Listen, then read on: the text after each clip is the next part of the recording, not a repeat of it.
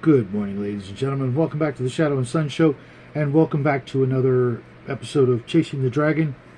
During my first couple of chapters of this little discussion, my friends and other viewers and family, as I call them, had some very interesting takes and offered up solutions to this sort of dilemma we have, that being, trying to recapture the feel and the excitement of our first campaign or series of games we had back in the day when we first started getting into this hobby. And one of those was, playing a new game, and that's why I titled this the mixed blessing of the next new shiny role-playing game. That referring to the thrill of a new game. It was like, oh hey, there's this great new game out. Let's try it. Let's play it. And people get excited about it to play a new game, and part of that is because of having played other games and they're getting stale or boring, or you just want something new.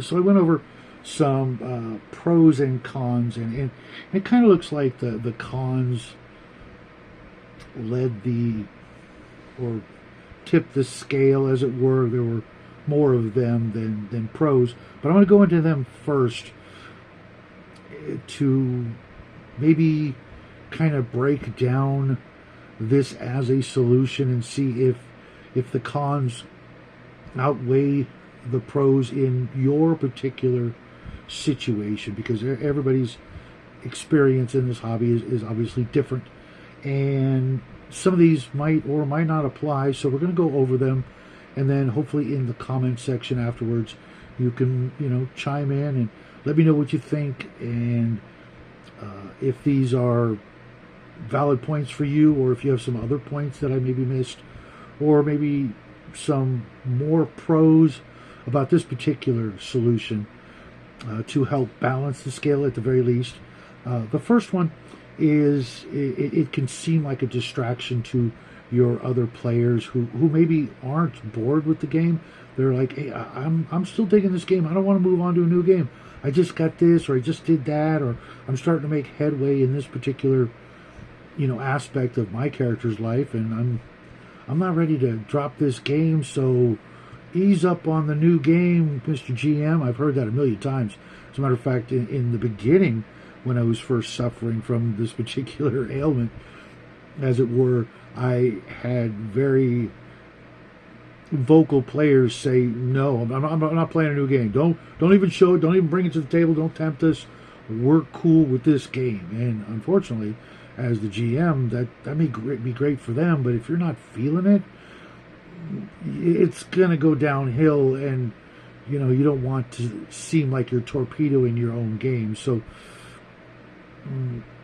you can draw away from that game that you're in because of the next new shiny, and this can frustrate your players to no end. I can remember some very serious players very, very adamant about, don't care, don't tell me about the new game, because they might also get sucked in and go, oh hey, that does sound pretty fun, let's do that instead. And of course that will lead to the old game just being put on a shelf, characters in limbo, frozen in place until you come back to it. And sometimes that never happens. I've been in many games in the last 5 years where a new game comes along and the GM just like, we're just never coming back to it. We're done. I'm calling it, and it's over. And that to me is really unsatisfying as a GM and as a player. I want to at least have a really nice, solid wrap up ending. And okay, cool. My character's retired. Maybe we'll come back. Maybe we won't. Probably we won't. And at least we've got an ending instead of hanging there in limbo, just, being that one guy's like, hey, when are we ever going to go back to that? And everybody else is like, oh, we're playing this. Because players too can suffer from these problems, not just the GM. And, new players might get more enthusiastic about the new game. And while that may seem like a good fix for that particular ailment of being bored or burnt out, but let's face it, when you're talking about your previous games, the last thing you want to do is end it with, and then we stop playing to go play this other game. If you're gonna think about switching games, me personally, can we just have a really solid, fulfilling ending for the campaign, so that everybody's cool with moving on, playing something else, doing something else, rolling up new characters, etc., because we have a good solid ending. And this can, this whole situation can drive a lot of players crazy because you're looking for that next new high, and they can just get frustrated with you personally and decide, what, this guy's just going to do it again and again. I'm going to get sucked in, play this great new game, and then another new shiny game is going to come along. And I'm not calling any GMs out in particular, because if I was, it wouldn't be who you guys might be thinking, because there's actually somebody else that fits this bill a little more. The first person besides myself, honestly, that I noticed that was doing this, and it drove players away from even listening. It's like, okay, you're just, you're going to do it again, and you're going to do it again, and I don't want a stack of characters with unfulfilled endings. So let's go on to the pros and what we as players or GMs might feel that this is the cure for that particular ailment, the curse of the next new shiny. There's the overall, right off the bat, the easiest. It's the excitement. This is new. It's shiny. It does things, or it plays in places, or maybe it's a completely different genre. You've been playing fantasy for ever, and now you got an itch. You want to play some sci-fi or some horror or what have you, and that's great. But like me, what I've done to take care of that is to be in more games. A lot of folks don't have that luxury of being able to play every day or playing more than once a week, and they got the one game. So remember, this doesn't work for everybody. The other argument I hear for the next new shiny being great is the fact that it might inspire you to do or learn or experience things that you want to then take back over to the other game, and that's great, especially if you can get that from reading anything, whether it's a new role-playing game or a novel or a comic book or what have you. The inspiration that it can, the new ideas that it can help foster, and maybe even by reading a new RPG, you learn from another game master or team of game designers some new inspirational ideas, such as the next thing is that being like new rules or ideas, new ways of handling things, new ways and styles of playing to begin with. They're because of this particular game, let's say game number B. the way it handles different things might inspire you in the other game to maybe adopt some house rules taken from game B over to game A. It can happen, and like I always talk about, Top Secret's administrator guide, the SI version, how it codifies and teaches a new fledgling GM how to do it right, how to handle all these different situations that maybe the old game never really talked about, and you always had to wing it or roll randomly, or like, okay, we'll flip a coin to see how we're going to do it. Maybe another game will, give you ideas.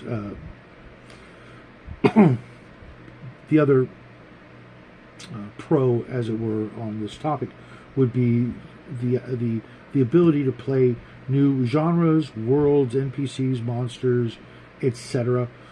that don't exist in, say, game A, but they do in game B, and maybe they will give you ideas how you can sort of morph or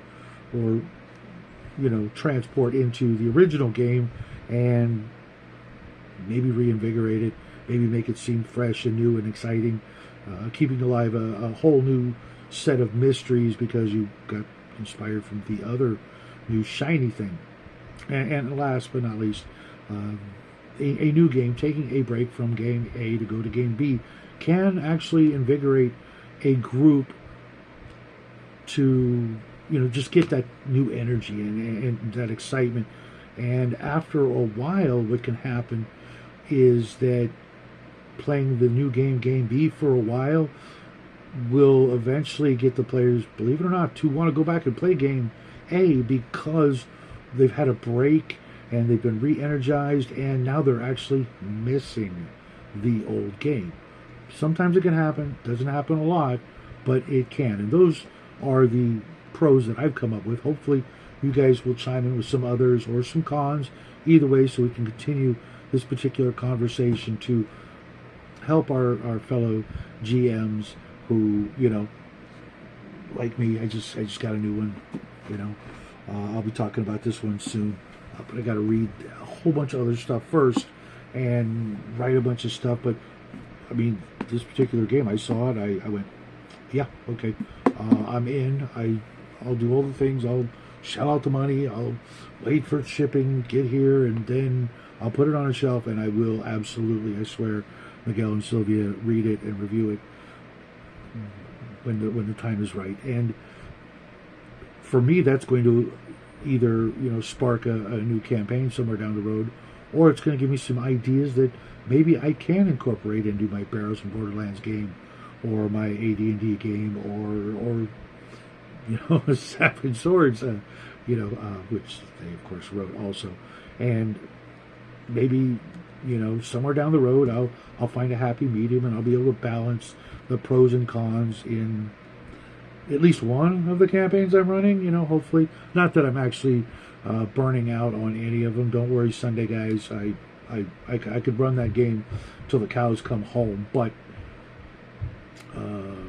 we've been doing it for 2+ years, and we've lost some players, and that doesn't help. But we'll talk about that Sunday, guys. But for you other GMs and players out there who are struggling with you or your current GM getting a new book, putting it on the table, all sly. Oh, what's that? Oh, it's a new game I got. You wouldn't be interested in that. It's sci-fi. We're playing fantasy here. I've tried that. I've pulled that trick a long time ago and met with mixed results. So let's talk about it in the comments section and see if we can, find a way to, not just balance the situation, but maybe let our players or our GMs know that, we have thoughts and feelings about either side of the argument. Maybe you don't want to play a new game and you're worried your GM's going to say, hey, let's play a new game. Or, excuse me, maybe you are a GM and you're getting burnt out on the game and you want to try a new game. And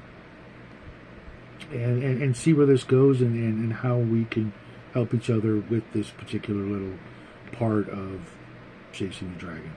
So that's what I've got for you this morning. I will be back tomorrow, hopefully, with an actual review of some sort. I'm supposed to get something in the mail tomorrow.